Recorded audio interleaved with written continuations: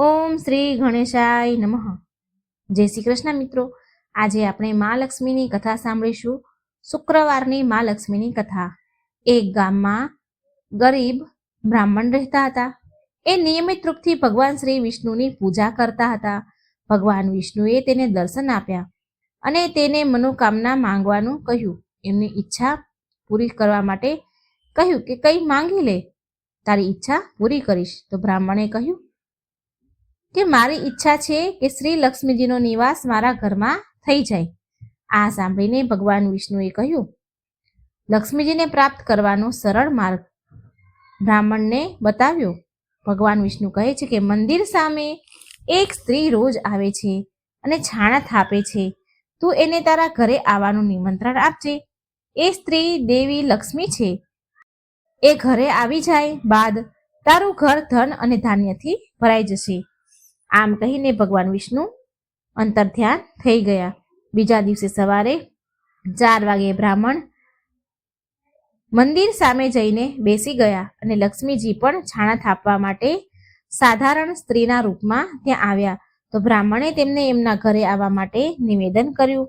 બ્રાહ્મણની વાત સાંભળી લક્ષ્મીજી સમજી ગયા કે આ બધું ભગવાન વિષ્ણુના કહેવાથી થયું છે. લક્ષ્મીજીએ બ્રાહ્મણને કહ્યું, તું મહાલક્ષ્મીનું વ્રત કર, 16 દિવસ વ્રત કર અને 16મા દિવસે ચંદ્રમાને અર્ધ્ય આપવાથી તારી સર્વ મનોકામના પૂરી થશે. બ્રાહ્મણે દેવીના કહ્યા અનુસાર વ્રત અને પૂજન કર્યું અને દેવીને ઉત્તર દિશા તરફ મુખ રાખીને બોલાવા લાગ્યા અને લક્ષ્મીજીએ એમનું વચન પૂરું કર્યું. એ દિવસથી આ વ્રત પૂરી શ્રદ્ધાથી કરવામાં આવે છે. જે ભક્ત પૂરી શ્રદ્ધાથી આ વ્રત કરે છે તેને સર્વ મનોકામના પૂરી થાય છે.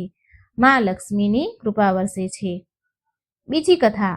એકવાર મા લક્ષ્મી અને ભગવાન વિષ્ણુ પૃથ્વી પર વેશ બદલીને આવ્યા, ભ્રમણ કરવા આવ્યા. સાધુ અને સાધ્વીનો વેશ ધારણ કર્યો. એટલે મા લક્ષ્મીએ ભગવાનને પૂછ્યું કે સ્વામી, તમે પૃથ્વીલોક પર કયા ઉદ્દેશથી આવ્યા છો? શું કોઈ ભક્ત પર સંકટ આવ્યું છે કે તમે પણ મને સાથે લઈને આવ્યા છો? એટલે શ્રી હરિ હસીને બોલ્યા કે દેવી, આ મૃત્યુલોકમાં તો સહુ પોતપોતાના કર્મ અનુસાર કષ્ટ ભોગવે છે. હું એ જોવા માંગુ છું કે આટલા કષ્ટ સહન કર્યા બાદ પણ શું પુણ્ય કમાય છે ભક્તો મારા કે નહીં?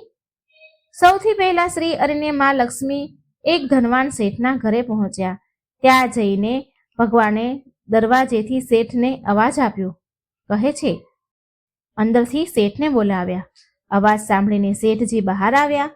ભગવાન બોલ્યા કે શેઠજી, તમારા ઉપર તો મા લક્ષ્મીની બહુ કૃપા છે. તમે બહુ દુઃખી કેમ છો? આનું શું કારણ છે? શેઠજી એમને જોઈને રડવા લાગ્યા અને બોલ્યા કે સાધુ બાબા, મારા કષ્ટનું કારણ આ ઘર જ છે જેને તમે લક્ષ્મીજીની કૃપા કહી રહ્યા છો. મારું બધું જ ધન મારા દીકરાઓએ લઈ લીધું અને મને છોડીને ચાલ્યા ગયા. હવે હું અને મારી પત્ની એકલા રહીએ છીએ અને એ બહુ બીમાર છે. મારી પત્ની અને એ તેના દીકરાઓને યાદ કર્યા કરે છે. જો આ ધન ન હોત તો લાલચ ન હોત, અમારા દીકરા અમારી પાસે હોત. આ સાંભળી ભગવાન વિષ્ણુ બોલ્યા, શેઠજી, તમારા દુઃખનું કારણ તમારું ઘર નહીં પણ તમારા કર્મ છે. તમે ધન ગરીબો પર અત્યાચાર કરીને કમાવ્યું છે અને બાળકોનું પાલન પોષણ કર્યું છે. આટલું બોલી મા લક્ષ્મીજી ભગવાન વિષ્ણુ અને લક્ષ્મીજી ત્યાંથી ચાલ્યા ગયા. આગળ ચાલ્યા પછી તેમને એક ખેડૂત મળે છે જે મરેલા બળદ પાસે બેસીને રડી રહ્યો છે. મા લક્ષ્મીએ તેને કહ્યું કે ભાઈ, તું કેમ રડી રહ્યો છે? તો ખેડૂત બોલ્યો, ધનના લાલચના કારણે આ બળદ મરી ગયો. વધારે ધન કમાવાના લાલચમાં હું એને દિવસમાં ખેતરોમાં કામ કરાવતો અને રાતમાં કુલ્હોમાં લગાવી દેતો, પણ કાલથી મારે ભૂખ્યા રહેવું પડશે.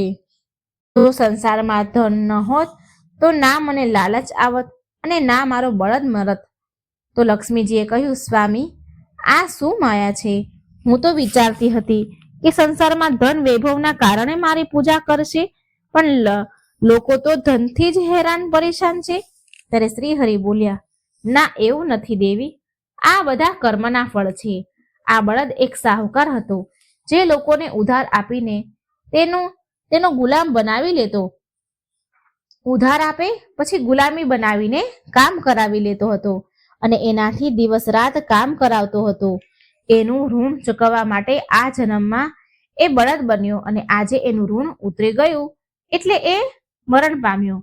તો લક્ષ્મીજી બોલ્યા, પરંતુ સ્વામી, આ બધા પાછળ ધન મોટું કારણ છે.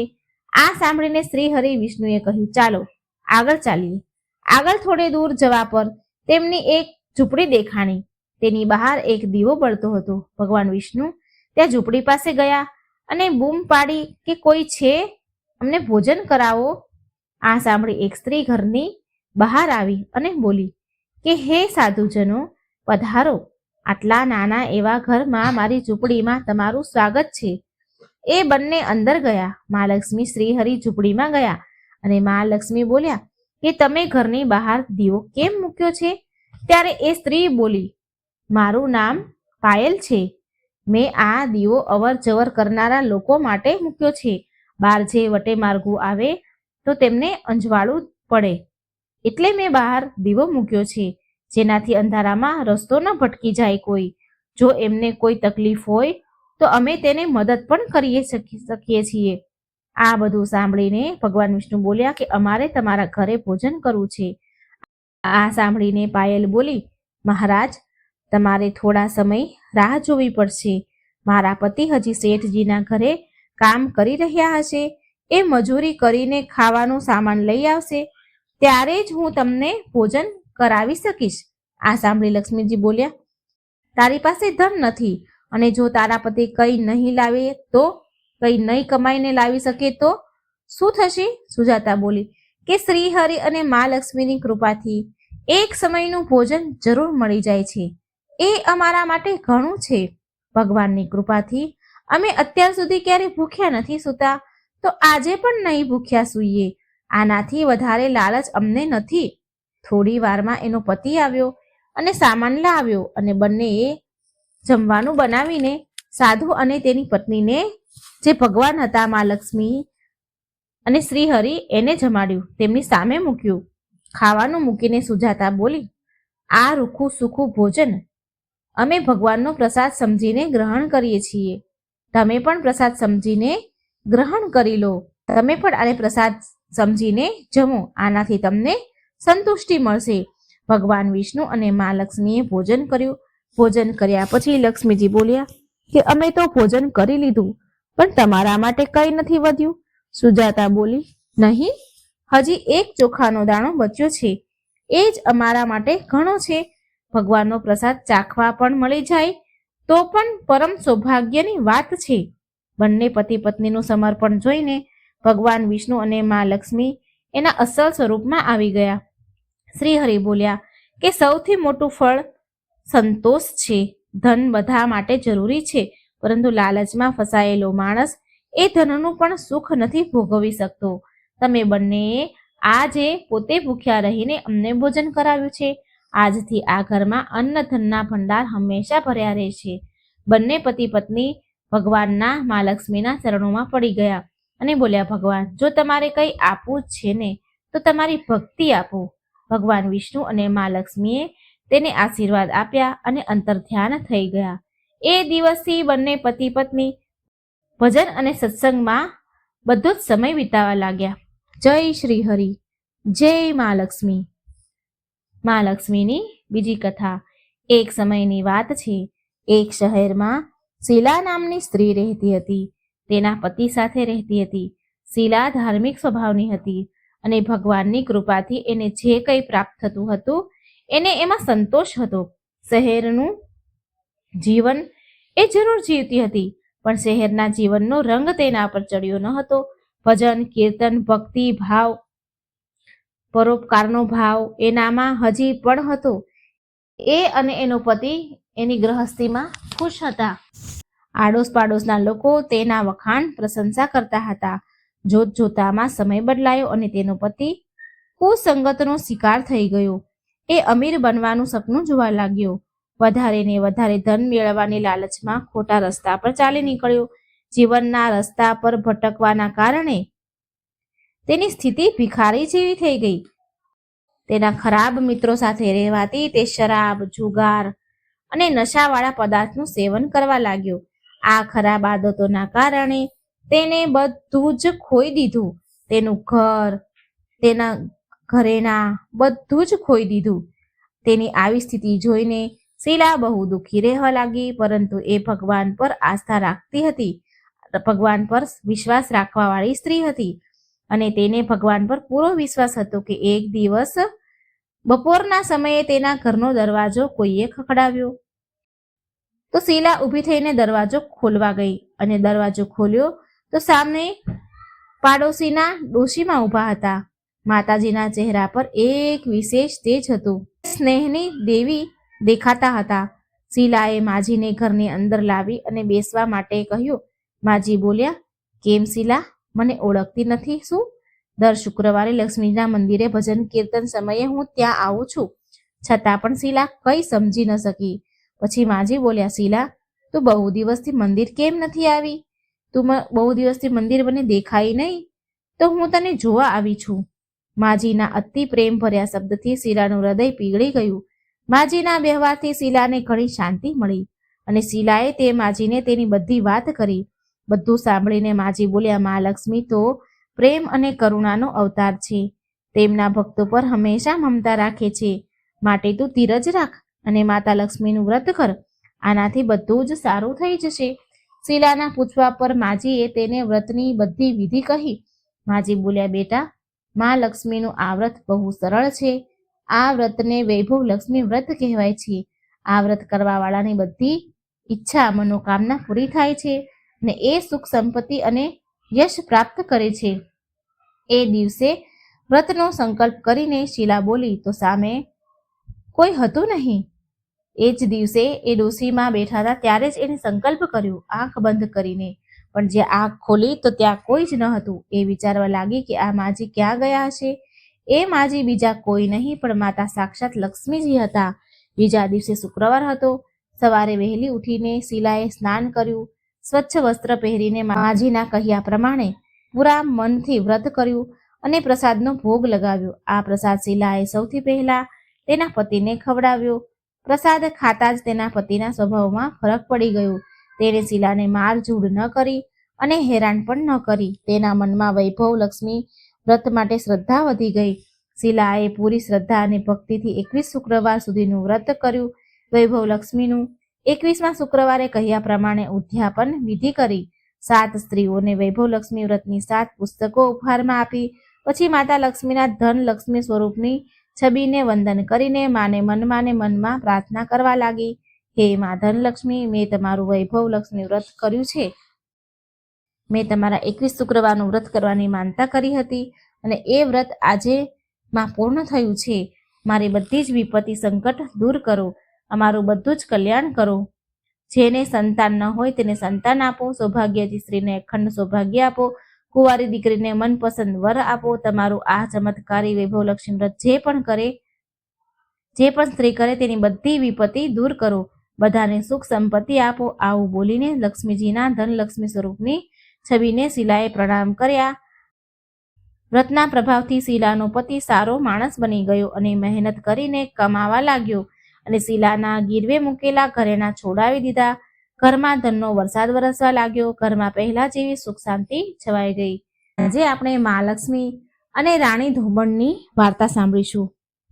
સાંજના કચરો વાળવા વિશેની ખૂબ સુંદર કથા છે, રહસ્યમય કથા છે. મિત્રો, અંત સુધી જોજો. વિડીયો સારો લાગે તો લાઈક અને શેર કરજો ને આ ચેનલને કૃપા કરીને સબસ્ક્રાઇબ જરૂર કરી દેજો. કમેન્ટ બોક્સમાં મહાલક્ષ્મીનું નામ લખીને ભક્તિને વ્યક્ત જરૂર કરજો. આજે હું તમને એક વાર્તા કહેવા જઈ રહી છું. આપણા વડીલ કહે છે કે સાંજના 4 વાગે કચરો જરૂર વાળવો જોઈએ. એમનું કહેવાનું એકદમ સાચું છે અને હજી પણ જે કહે છે એ એકદમ સાચું જ છે. સાંજના 4 વાગે કચરો વાળવાથી ઘરની દરિદ્રતા જતી રહે છે. ઘરમાં સુખ સમૃદ્ધિનો ભંડાર ભરાય છે. મા લક્ષ્મી એના જ ઘરમાં નિવાસ કરે છે જ્યાં સ્વચ્છતા હોય છે, ઝાડા કરોળિયા નથી હોતા, જ્યાં દરિદ્રતા નથી રહેતી. જે સ્ત્રી વહેલી સવારે બ્રહ્મ મુહૂર્તમાં ઉઠીને કચરો વાળી સ્નાન કરીને રસોઈની સફાઈ કરે છે, રાતના એઠા વાસણ સાફ કરે છે, ત્યાં માં લક્ષ્મીનો સદા હંમેશા આશીર્વાદ રહે છે. એ ઘરમાં માતા લક્ષ્મી નિવાસ કરે છે. એ ઘરમાં બરકત દેવતાનો વાસ રહે છે. ત્યાં ક્યારેય નુકસાન નથી થતું. ત્યાં હંમેશા નફો જ થાય છે. સાંજના 4 વાગ્યાનો કચરો વાળવો કેમ જરૂરી છે? આની એક પૌરાણિક કથા છે, એ હું તમને કહેવા જઈ રહી છું. જય મહાલક્ષ્મી. એક ગામમાં એક ધોબણ રહેતી હતી. એનું નામ હતું રાણી ધોબણ. તેને 2 દીકરા અને 2 વહુ હતા. રાણી ધોબણના પતિનું મૃત્યુ બહુ પહેલા થઈ ગયું હતું. રાણી ધોબણનો નિયમ હતો કે એ દરેક ગુરુવાર અને અમાસના દિવસે ઘાટ પર કપડાં ધોવા ન જાય. એ દિવસે કપડાં ન ધોવે. એનું પૂરું જીવન લોકોના કપડાં ધોઈને જ નીકળ્યું છે. ગુરુવાર અને અમાસના દિવસે તે લોકોના કપડાં ધોતી ન હતી. બીજો નિયમ એ હતો કે ઘરમાં એ સાફ સફાઈ કરતી હતી. 4 રૂમનું મકાન હંમેશા ચમકતું રહેતું હતું. રાણી ધોબણે ક્યારેય ઘરમાં ઝાડા થવા દીધા ન હતા. એ રોજ સાંજ થતા પહેલા એ ઘરમાં કચરો વાળતી અને મુખ્ય મેન જે દરવાજો હોય ત્યાં સુધી કચરો વાળતી અને કહેતી હતી કે દરિદ્રતા ઘરેથી જાઓ અને સુખ સમૃદ્ધિ ઘરમાં આવો. એના આડોશી પાડોશી પણ સફાઈ વિશે રાણી ધોબણનું ઉદાહરણ આપતા હતા કે સફાઈ હોય તો રાણી ધોબણ જેવી. રાણી ધોબણે પૂરી ઉંમર ગામના શેઠ અને જમીનદારોના કપડાં ધોવામાં કાઢી નાખી. રાણી ધોબણના ઘરમાં કોઈ પણ વસ્તુની કમી ન હતી. વહુ, દીકરા પણ કપડાં ધોવાનું કામ જ કરતા હતા. એ પણ એની માતાની જેમ કપડાં ધોવાનું કામ શીખ્યા હતા. પણ હવે રાણી ધોબણની તો ઉંમર થઈ ગઈ હતી, એટલે કપડાં ધોવાનું કામ તેણે તેના દીકરાઓને સોંપી દીધું. એટલે એ ઘરે જ રહેતી હતી. પણ ઘરની સાફ સફાઈની પૂરી જવાબદારી રાણી ધોબણ જ રાખતી હતી. પૂરું કામ એ પોતે એની જવાબદારી રાખે. એક દિવસની વાત છે. રાણી ધોબણ બીમાર પડી ગઈ. એણે ખાટલો પકડી લીધો. 2-4 દિવસ તો વહુએ ઘરની સાફ સફાઈ સારી રીતે કરી, પણ જેમ જેમ દિવસ વીતવા લાગ્યા તેમ ઘરની સફાઈનું ધ્યાન દેવાનું બંધ કરી દીધું. આ બાજુ રાણી ધોબણ પથારીમાં રહીને ઘરની હાલત આવી જોઈને દુઃખી રહેવા લાગી. એક દિવસ એણે એના દીકરાને કહ્યું કે બેટા, વહુને કહો કે ઘરની સાફ સફાઈ પર ધ્યાન આપે, રોજ સવારે અને સાંજે કચરો વાળે, નહીં તો આપણા ઘરમાં દરિદ્રતા આવશે, ઘરમાં દરિદ્રતાનો વાસ થઈ જશે. પણ બંને દીકરાએ એક કાનથી સાંભળ્યું, બીજા કાને કાઢી નાખ્યું. રાણી ધોબણ પથારીમાં પડ્યા બળબડ્યા કરે, હે માં લક્ષ્મી, મેં પૂરું જીવન ઘરમાં સાફ સફાઈ રાખી છે, રોજ સવારે સાંજે કચરો વાળ્યો, અને એના કારણે તમે મારા ઘરે બિરાજમાન રહ્યા છો. પણ હવે મારી વહુ તો નથી કરતી, પણ તમે મારું ઘર છોડીને ક્યારેય જતા નહીં માતા. મારા ઘરમાં દરિદ્રતા ન આવવા દેતા. એક દિવસ માં લક્ષ્મીએ વિચાર્યું કે ધોબણની વહુને રસ્તા પર તો લાવવી જ પડશે, એને તો સમજણ પાડવી જ પડશે. એટલે માં લક્ષ્મી એક વૃદ્ધ ડોશીનું રૂપ લઈને રાણી ધોબણની ધર્મની બહેન બનીને એમના ઘરે આવ્યા, અને એમની સાથે એક લોખંડની પેટી લઈને આવ્યા હતા. અને માં લક્ષ્મી તેમની સાથે રહેવા લાગ્યા. ત્યારે એક દિવસ બંને વહુએ ડોશી બનેલા લક્ષ્મીજીને પૂછ્યું, માસીજી, આ તમારી પેટીમાં શું છે? ત્યારે માતા લક્ષ્મી બોલ્યા, અરે વહુઓ, મારે તો કોઈ સંતાન નથી, પતિ નથી રહ્યા, તો આ ધન ભરેલી પેટી છે. મેં વિચાર્યું કે મારી બહેનના જે દીકરાઓ છે એ તો મારા જ દીકરા છે ને, મારી બહેનના દીકરા મારા દીકરા પણ છે. હું આ ધન તમને બંને વહુમાંથી એકને આપીશ, જે ઘરનું બધું જ કામ સારી રીતે કરશે અને જે હું કહીશ એ બધા કામ કરશે, તો હું એને આ ધન ભરેલી પેટી આપીશ. હવે ધોબણની બંને વહુઓ ખુશ થઈ ગઈ.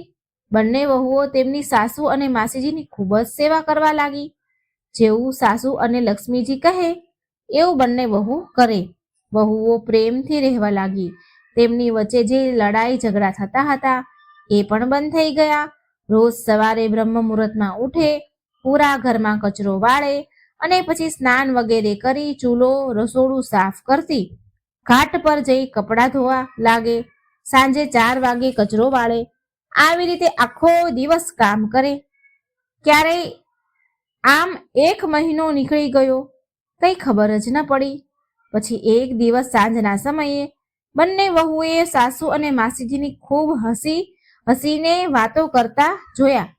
બહુ હસીને વાતો કરતા હોય એવો એમને અવાજ સાંભળ્યો. એ રાત્રે બંને વહુ વિચારે છે કે આ બંને ડોસીઓને તો ઊંઘ જ નથી આવી રહી. મોડે રાત સુધી ખબર નહીં શું વાત કરી રહ્યા છે. ઉઠીને પૂછીશ. પછી બીજા દિવસે રોજની જેમ સવારે ઉઠી કચરા વાળ્યા વહુએ, નાઈ ધોઈ રસોઈ સાફ કરી. સાસુ અને લક્ષ્મીજી બનેલા ડોસીમાના રૂમમાં જાય છે ચા આપવા. વહુઓ ચા આપવા જાય છે તો સાસુમાં તો સૂઈ રહ્યા હતા અને ડોસીમાં બનેલા જે લક્ષ્મીજી હતા એ ક્યાંય દેખાયા નહીં. બંને વહુ અને છોકરાએ આખું ઘર તપાસ્યું, પણ એ માસીજી તેમને ક્યાંય મળ્યા નહીં. એ ડોસીમાં લક્ષ્મીજી એમને ના મળ્યા. ત્યારે એમણે તેની સાસુને જગાડ્યા અને પૂછ્યું કે સાસુમાં, માસીજી ક્યાં છે? અમે આખોએ ઘર જોયું પણ ક્યાંય નથી. ત્યારે મોટા દીકરાએ માસીજીના જે લોખંડની પેટી ખોલીને જોયું તો એમાં માતા લક્ષ્મીની ખૂબ સુંદર મૂર્તિ હતી. સાથે એમાં એક પત્ર પણ લખ્યો હતો. દીકરાએ તો પત્ર જોરથી વાંચ્યો અને બધાએ સાંભળ્યો. એમાં લખ્યું હતું કે હે મારા બાળકો, હું તમને સુધારવા આવી હતી. તમે તમારી માની વાત ન સાંભળી. તમારી માએ ઘરમાં ક્યારેય ગંદકી નથી રાખી, એટલે એના જીવનમાં ક્યારેય દરિદ્રતા નથી આવી. તમારી માતાએ ક્યારેય જીવનમાં દરિદ્રતા નથી જોઈ. તમારી માં પથારીમાં રહીને દુઃખી થઈ રહી હતી. મનમાં ને મનમાં એ બોલતા હતા, મારી વહુઓ ઘરમાં કચરા પોતા નથી કરતી, સાંજનો કચરો નથી વાળતી, ઘરમાં દરિદ્રતાનો વાસ થઈ જશે તો. અને એ મને કહેતી હતી કે હે માં લક્ષ્મીજી, તમે મારા ઘરે દરિદ્રતાને ન આવવા દેતા. તમે સદા મારા ઘરમાં વાસ કરજો. માટે હું લક્ષ્મી પોતે તમને શિક્ષા આપવા માટે આવી હતી. તમને બધાને સબક મળી ગયો છે. આ સાંભળીને બધાની આંખોમાંથી તો આંસુ વહી રહ્યા હતા. જે દીકરો ચિઠ્ઠી વાંચતો હતો એ પણ ખૂબ જોરથી રડવા લાગ્યો. ત્યાર પછી વહુ અને દીકરાઓએ પોતાની માની માફી માંગી, ભૂલ સ્વીકારી. ત્યાર પછી માં લક્ષ્મી તેમના સાક્ષાત રૂપમાં પ્રગટ થયા. બધાએ માં લક્ષ્મીના ચરણ પકડી લીધા અને તેમની ભૂલની માફી માંગી. માતા લક્ષ્મી બોલ્યા, મારા બાળકો, મેં જે તમને શીખ આપી છે એ હંમેશા યાદ રાખજો. અને મારી વહુઓ, તમે આ વાત પાલવે ગાંઠ બાંધી લેજો કે હું એ ઘરમાં નિવાસ કરું છું જે ઘરમાં સાફ સફાઈ રહે છે, જે ઘરમાં ઝાડા નથી હોતા, જ્યાં મોટાનું સન્માન થાય છે, બાળકોને પ્રેમ કરવામાં આવે છે, જે ઘરમાં લડાઈ ઝઘડા નથી થતા, પ્રેમથી રહે છે. હું એ ઘરમાં નિવાસ કરું છું. બધાએ માં લક્ષ્મીના પગ પકડી લીધા અને માફી માંગી. અને માં લક્ષ્મીએ એમને ઢગલો આશીર્વાદ દીધા અને રાણી ધોબણને કહ્યું કે આપણે આજે પણ બહેનો જ છીએ અને તું મૃત્યુ બાદ મારા લોકમાં જ નિવાસ કરીશ. જય હો માં લક્ષ્મી. તો મિત્રો, આ વાર્તાના માધ્યમથી મેં તમને જણાવ્યું કે ઘરમાં સાફ સફાઈ કરવી કેટલી જરૂરી છે અને સાંજના 4 વાગ્યાનો કચરો વાળવો પણ ખૂબ જ જરૂરી છે. જ્યારે તમે સાંજે 4 વાગે કચરો વાળો ત્યારે વાળતા જરૂર બોલજો કે દરિદ્રતા મારા ઘરમાંથી જાઓ અને સુખ સમૃદ્ધિ માતા લક્ષ્મી મારા ઘરમાં આવો. આ બોલવાનું ભૂલશો નહીં. મિત્રો, આ એક ગૃહ મંત્ર છે. તો મિત્રો, તમને વિડીયો સારો લાગ્યો હોય તો વિડીયોને લાઈક ને શેર કરી અને ચેનલને સબસ્ક્રાઈબ કરી અને માતાજીનું નામ, લક્ષ્મીજીનું નામ કોમેન્ટ બોક્સમાં જરૂર લખજો. આજે હું સરસ મજાની માં લક્ષ્મીની વાર્તા કહેવા જઈ રહી છું. આ વાર્તા જે કોઈ સાંભળશે તેના ઉપર માં લક્ષ્મી સદાય કૃપા બનાવી રાખશે. તો મિત્રો, આ લક્ષ્મીજીની પવિત્ર વાર્તા પૂરી ધ્યાનથી અંત સુધી સાંભળજો. આ એક ભક્તિભાવની વાર્તા છે અને આ વાર્તામાંથી એવું શીખવા મળે છે કે જો આપણે કોઈ પણ ભગવાનની પૂરી શ્રદ્ધા ભાવથી આપણે એનું ભક્તિ કરીએ છીએ, પૂજા પાઠ કરીએ છીએ, તો ભગવાન તે પૂજા પાઠનું ફળ આપણને જરૂર આપે છે અને એ ક્યારેય નિષ્ફળ નથી જતું. આ વાર્તામાં એક છોકરી છે, નાદાન છે, જે માની ભક્તિ કરે છે, તો એને શું ફળ મળે છે તે આ પવિત્ર વિડીયોમાં તમે સાંભળજો. એક સમયની વાત છે. એક શહેરમાં એક બહુ જ ઈમાનદાર અને ગરીબ વ્યાપારી માણસ રહેતો હતો. તે વ્યાપારીની ઘરે એક દીકરી છે. હવે એ વ્યાપારીની દીકરીને રોજ પીપળાના ઝાડને પાણી ચડાવવાની ટેવ. રોજે જ ભગવાનની આ પૂજા કરે, પીપળાના ઝાડને તે પાણી રોજે જ ચડાવે. અને જે પીપળાના ઝાડને તે પાણી ચડાવતી હતી રોજે, તો તે પીપળાના ઝાડની એક ખાસ વાત હતી કે તે પીપળાના ઝાડમાંથી માતા લક્ષ્મી રોજ પ્રગટ થતા અને થોડી વાર ત્યાં રહેતા અને પછી ત્યાંથી ચાલ્યા જતા. તો એક દિવસ જ્યારે તે છોકરી પીપળાના ઝાડને જળ ચડાવવા માટે આવી, તો તે સમયે પીપળાના ઝાડમાંથી માતા લક્ષ્મી પ્રગટ થયા અને લક્ષ્મી માતાએ એ છોકરીને પૂછ્યું કે શું તું મારી સખી સહેલી બનીશ, મારી મિત્ર બનીશ? પણ તે વેપારીની છોકરી નાદાન હતી. એટલે લક્ષ્મી માને કહે છે કે માં, હું પહેલાં મારા ઘરે જઈને મારા પિતાજીને પૂછી લઉં અને પછી હું તમને કહીશ. અને પછી તે વેપારીની છોકરી ઘરે આવે છે અને પછી તેના પિતાજીને આ વાત કહે છે કે પિતાજી, જ્યારે હું પીપળાના ઝાડને પાણી ચડાવી રહી હતી, તો તેમાંથી માં લક્ષ્મી પ્રગટ થયા અને માતા લક્ષ્મીએ મને કહ્યું કે શું તું મારી સખી સહેલી બનીશ, મારી મિત્ર બનીશ? તો મારે શું કરવું જોઈએ પિતાજી?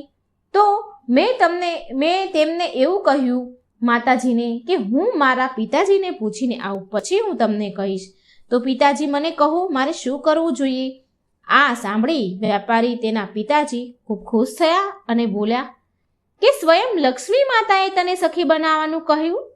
અરે દીકરી, આનાથી મોટું સૌભાગ્ય બીજું શું હોય કે માતા લક્ષ્મી તને સહેલી બનાવવા માંગે છે?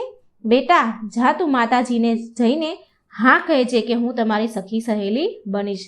અને બીજા દિવસે તે છોકરી પીપળાના ઝાડને પાણી ચડાવવા માટે જાય છે.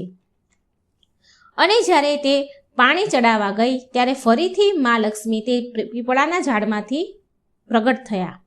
અને ફરીને મા લક્ષ્મીએ તે વ્યાપારીની દીકરીને પૂછ્યું કે બેટા, તું મારી સખી સહેલી બનીશ? ત્યાર પછી તે વ્યાપારીની દીકરી બોલી, હા મા લક્ષ્મી, હું તમારી સહેલી જરૂર બનીશ. લક્ષ્મી માતા અને તે વેપારીની છોકરી હવે સહેલી બની ગયા, બહેનપણીઓ બની ગયા. થોડા સમય બંનેને સાથે વીત્યો. રોજ જે આ પાણી ચડાવવા જાય, માતાજી તેમાંથી પ્રગટ થાય અને રોજ જે બંને વાતો કરે અને બંને પાક્કી સહેલી બની ગઈ. એક દિવસ જ્યારે વ્યાપારીની છોકરી જળ ચડાવવા માટે ગઈ, તો ત્યારે લક્ષ્મી માતાએ વ્યાપારીની છોકરીને પૂછ્યું કે તું મારા ઘરે ભોજન કરવા માટે આવજે. હવે આ માતા લક્ષ્મી અને દીકરી એટલી બધી મિત્રતા બંને વચ્ચે બની ગઈ, ગાઢ મિત્રતા બની ગઈ. એટલે માતા લક્ષ્મીએ તેને ભોજન કરવા માટે તેના ઘરે આમંત્રિત કરી. હવે આ વાત તે છોકરીએ ઘરે જઈને તેના પિતાજીને કહ્યું. માતા લક્ષ્મી મને ઘરે બોલાવે છે જમવા માટે, તે તેના પિતાજીને કહે છે. શું લક્ષ્મી માતા ઘરે જમવા માટે, લક્ષ્મી માતાના ઘરે જમવા માટે હું જઈ શકું ખરી પિતાજી? તેના પિતાજીની તે આજ્ઞા લે છે. આ વાત સાંભળી પેલા વ્યાપારી, તેના પિતા તો એટલા બધા ખુશ થઈ ગયા કે માતા લક્ષ્મી મારી દીકરીને સ્વયં તેના ઘરે જમવા બોલાવે છે. લક્ષ્મી માતાએ એના પિતા એને કહે છે કે શું લક્ષ્મી માતાએ તને જમવા માટે તારા ઘરે બોલાવી? તે આશ્ચર્યચકિત થઈ ગયા અને પછી કહ્યું, બેટા, આનાથી વધારે સૌભાગ્યની વાત શું હોય? કોણ એવું સૌભાગ્યશાળી હોય જેને મા લક્ષ્મી પોતાના ઘરે ભોજન કરવા માટે બોલાવે? બેટા, તું બહુ ભાગ્યશાળી છે. જા બેટા, તું મા લક્ષ્મીના ઘરે જમવા જજે. પછી બીજા દિવસે તે છોકરી માતા લક્ષ્મીના ઘરે જમવા માટે ગઈ. અને જેવી તે છોકરી માતા લક્ષ્મીના ઘરે જમવા માટે ગઈ, તો મા લક્ષ્મી તેની સહેલીનું સ્વાગત કર્યું. શાલ ઓઢાડીને મા લક્ષ્મીએ તેનું સન્માન કર્યું. તેને શાલ ઓઢાડી, તેને સોનાના સિક્કા આપ્યા અને સોનાની થાળી પણ આપી. ખૂબ માતા લક્ષ્મીએ તેની સહેલીનો આદર સત્કાર કર્યો અને બેસવા માટે તો સોનાનો બાજોટ પણ આપ્યો. અને તેની સહેલીની, તેની સખી સહેલી, તેની બેનપણીને 36 પ્રકારના સ્વાદિષ્ટ ભોજન પણ જમાડ્યા. તે છોકરીએ પેટ ભરીને જમ્યું અને ખૂબ ખુશ થઈ, કારણ કે તે બહુ ગરીબ હતી. પછી તેના ઘરે જવાની તે તૈયારી કરવા લાગી. એટલે માતા લક્ષ્મી તેની સહેલીને કહે છે કે હું પણ તારા ઘરે જમવા માટે આવીશ. એટલે તે છોકરી બોલી, હા માતાજી, હા લક્ષ્મીમાં, જરૂર તમે મારા ઘરે જમવા આવજો, હું તમને સરસ જમાડીશ. પછી તે વ્યાપારીની છોકરી તેના ઘરે આવી ગઈ. ઘરે પહોંચી અને એક જગ્યા પર શાંતિથી ઉદાસ થઈને બેસી ગઈ. હવે વ્યાપારી તે સમયે ઘરે ન હતા અને થોડી વાર થઈ એટલે તે દીકરીના પિતા તે વ્યાપારી ઘરે આવ્યા અને તેણે જોયું કે તેની છોકરી ઉદાસ થઈ શાંતિથી એક જગ્યા પર બેસી ગઈ છે અને ચિંતા કરી રહી છે. અને પછી તેના પિતાજીએ તેને કહ્યું કે બેટા, તું કેમ ચિંતામાં છે? તારું મોં કેટલું બધું ઉદાસ છે અને આમ શાંતિથી કેમ બેસી રહી છે? શું વાત છે બેટા? ત્યારે તેની દીકરી બોલે છે કે પિતાજી, આજે હું માતા લક્ષ્મીના ઘરે જમવા ગઈ હતી. ત્યાં હું જમીને આવી છું અને મને માતા લક્ષ્મીએ કહ્યું કે હું પણ તારા ઘરે જમવા માટે આવીશ. એટલે માતા લક્ષ્મી આપણા ઘરે કાલે જમવા માટે આવવાના છે. પિતાજી, મા લક્ષ્મીએ મારું સ્વાગત બહુ સારી રીતે કર્યું. મેં તો આજ સુધી એવું ક્યાંય જોયું જ ન હતું.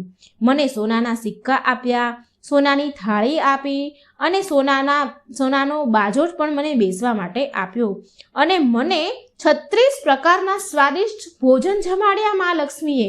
ખૂબ આદર સત્કાર અને મારું સન્માન કર્યું મા લક્ષ્મીએ. પણ પિતાજી, મને એ વાતની ચિંતા થાય છે કે હું માતા લક્ષ્મીને શું જમાડીશ?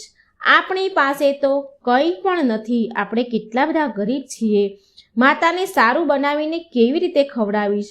સારું બનાવીને ખવડાવવા માટે આપણી પાસે અને આપણે તેને આપવા માટે આપણી પાસે કંઈ જ નથી. કોઈ સિક્કા, કોઈ સોનું કે કંઈ જ પણ માતાજીને આપણે આપવા માટે આપણી પાસે નથી. ત્યારે વ્યાપારીએ તેની દીકરીને કહ્યું કે બેટા, તું ચિંતા ના કર.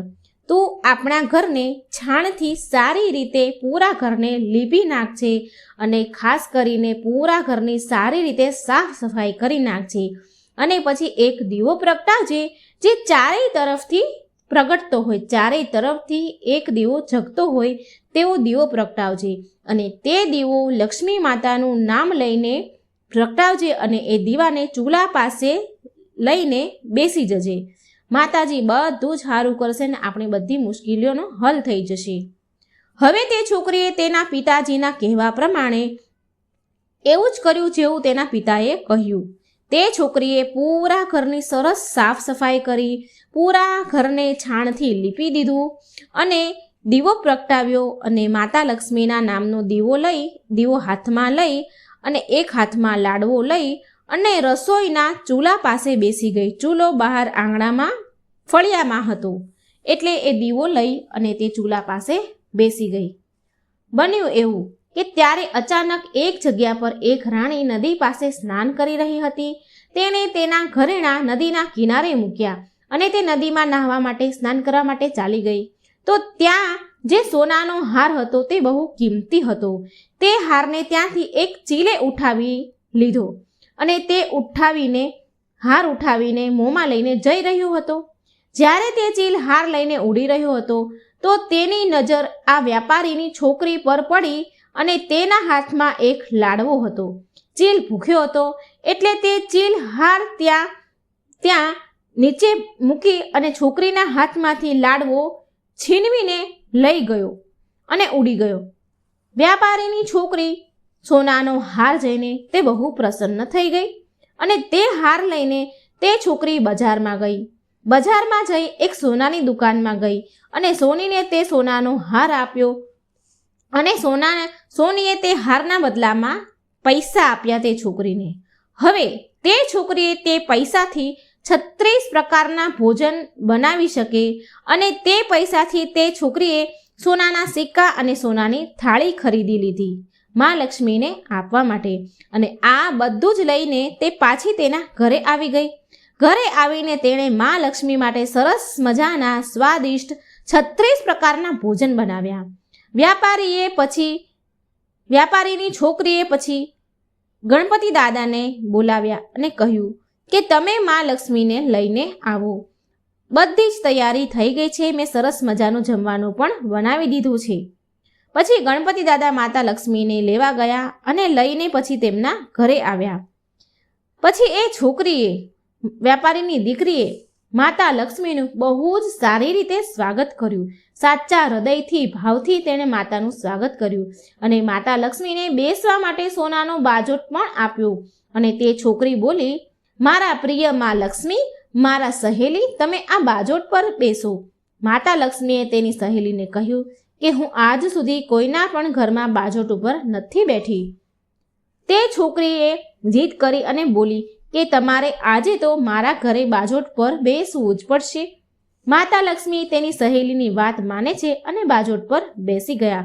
અને પછી વ્યાપારીની છોકરીએ માતા લક્ષ્મીને 36 જાતના સ્વાદિષ્ટ ભોજન જમાડ્યા. અને જેવી રીતે માતા લક્ષ્મીએ તેના ઘરે તેનું સ્વાગત કર્યું હતું તેવી જ રીતે એ છોકરીએ માતા લક્ષ્મીનું સ્વાગત કર્યું. અને જેવું મા લક્ષ્મીએ સ્વાદિષ્ટ ભોજન 36 પ્રકારના ભોજન જમાડ્યા હતા, ઠીક એવી જ રીતે આ છોકરીએ પણ, માતા લક્ષ્મીની સહેલીએ પણ માતાજીને 36 પ્રકારના સ્વાદિષ્ટ ભોજન જમાડ્યા. અને જેવું જેવું માતા લક્ષ્મીએ કર્યું એવું જ તે છોકરીએ પણ કર્યું. આ બધું જોઈ, આવી શ્રદ્ધા, ભક્તિ, વિશ્વાસ જોઈ, મન સાફ હૃદય જોઈ મા લક્ષ્મી તેની સહેલીથી ખૂબ ખુશ થયા, ખૂબ પ્રસન્ન થયા અને તેની સહેલીને બહુ બધું ધન દોલત આપી, જેનાથી તે વ્યાપારી અને તે છોકરીની ગરીબી દૂર થઈ ગઈ. તે લોકોએ તેનું જીવન ખૂબ ખુશીથી વિતાવ્યું. તો મિત્રો, આ હતી લક્ષ્મીમાની વાર્તા. અને આ કહાનીમાંથી આપણને એવો બોધ મળે છે કે જો સાચા મનથી અને સાચા હૃદયથી ભગવાનની પૂજા પાઠ કરવામાં આવે તો એ પૂજા પાઠ ક્યારેય નિષ્ફળ નથી થતા. ભોળા મન અને નિસ્વાર્થ ભાવથી કરેલી ભક્તિ ક્યારેય વ્યર્થ નથી જતી. ભગવાન હંમેશા આપણી સાથે જ હોય છે, પણ આપણે તેને જોઈ નથી શકતા. સારા હૃદયથી યાદ કરો અને ભક્તિ કરો તો તે હર એક ક્ષણ આપણી સાથે જ છે. તો મિત્રો, હું આશા રાખું છું કે મારી આ વાર્તા તમને સારી લાગી હશે. આ લક્ષ્મી માતાની વાર્તા સાંભળવાથી મા લક્ષ્મીની કૃપા સદાય આપણી ઉપર રહે છે. મારી ભગવાનને પ્રાર્થના છે, મા લક્ષ્મીને પ્રાર્થના છે કે આ વાર્તા સાંભળનારા મારા વાલા મિત્રોનું ઘર હંમેશા ખુશીઓથી મહેકતું રહે.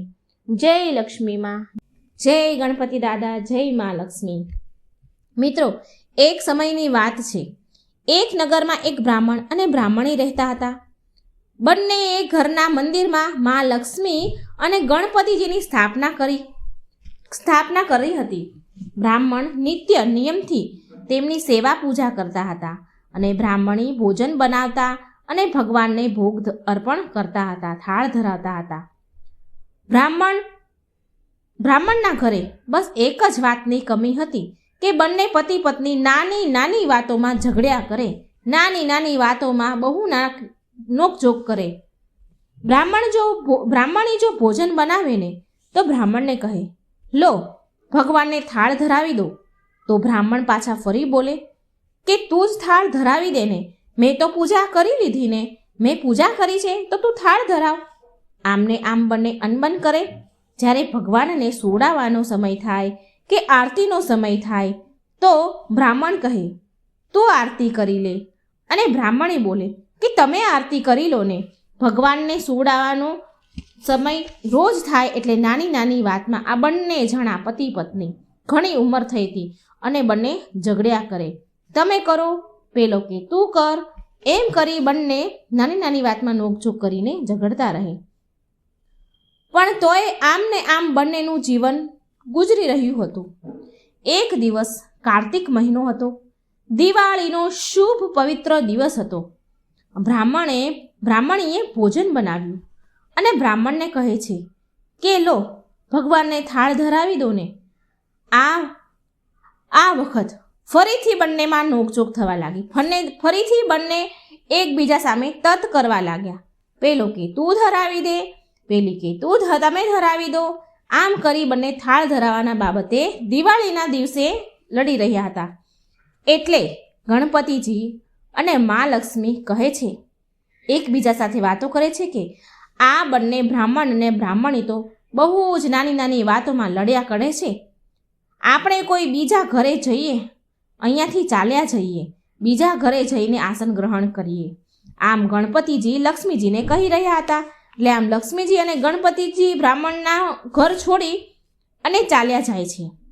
પછી થોડે દૂર એક ઘરે પહોંચ્યા તો ત્યાં જોયું કે દેરાણી જેઠાણી એકબીજા સાથે લડી રહી હતી, ઝઘડી રહી હતી. ઘરનું આંગણું ગંદુ વાસી પડ્યું હતું, એઠા વાસણ પડ્યા હતા, આમ તેમ વાસણો હેઠા જૂઠા વેર વિખેર પડ્યા હતા. ભોજન પાણીના કોઈ ઠેકાણા નહોતા, કોઈ વ્યવસ્થા જ હતી નહીં. લક્ષ્મીજી બોલ્યા ગણપતિજીને, આ ઘરે તો હું બિલકુલ નહીં રહું. પછી ત્યાંથી લક્ષ્મીજી અને ગણપતિજી બીજા ઘરે ગયા તો વહુ અને સાસુ એકબીજા સાથે લડી રહી હતી. બીજા ઘરે ગયા ત્યાં પણ સાસુ વહુ લડી રહ્યા હતા.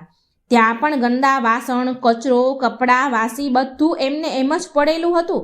ત્યાં પણ જમવાના, ખાવા પીવાના, ભોજન પાણીના કોઈ ઠેકાણા ન હતા. એટલે લક્ષ્મીજી અને ગણપતિજી ત્યાંથી પણ ચાલ્યા ગયા. લક્ષ્મીજી અને ગણપતિજી હવે આવ્યા ત્રીજા ઘરે. ત્રીજા ઘરે આવ્યા તો નણંદ ભાભી એકબીજા સાથે ઝઘડી રહી હતી. એટલે આ જોઈને ગણપતિજી અને લક્ષ્મીજી ત્યાંથી પણ ચાલ્યા ગયા. ચોથા ઘરે ગયા તો ત્યાં પણ ભાઈ સગા ભાઈ એકબીજા સાથે લડી રહ્યા હતા. મા લક્ષ્મી ત્યાં પણ ન રહ્યા. ત્યાં પણ ઝઘડો ચાલી રહ્યો તે ત્યાંથી મા લક્ષ્મી અને ગણપતિજી નિરાશ થઈ ગયા અને ત્યાંથી પણ ચાલ્યા ગયા. હવે આમ ને આમ જ્યાં પણ મા લક્ષ્મી અને ગણપતિજી બીજા અલગ અલગ ઘરે જાય તો ત્યાં કંઈ ને કંઈ ખરાબ જોવે, કંઈ ને કંઈ એમને ખરાબ જોવા મળતું હતું. તે ક્યાંય ન રોકાયા.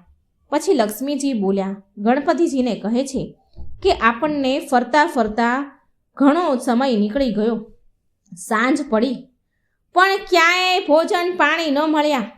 ચાલો બ્રાહ્મણના ઘરે પાછા જતા રહીએ.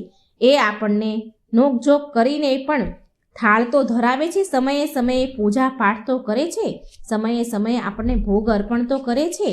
આમ વિચાર કરીને પાછા મા લક્ષ્મી અને ગણપતિજી બ્રાહ્મણીના ઘરે ગયા. દ્વાર પર આવીને ઊભા રહ્યા તો તેમના ઘરમાંથી પકવાનોની સુગંધ આવી રહી હતી, પણ તેમના દરવાજા બંધ હતા. એટલે મા લક્ષ્મીએ દરવાજો ખખડાવ્યો અને મા લક્ષ્મીએ સાદ પાડ્યો અને બોલ્યા કે હું લક્ષ્મીજી છું અને ગણપતિજી પણ છે, દ્વાર ખોલો, અમે તમારા ઘરે આવ્યા છીએ.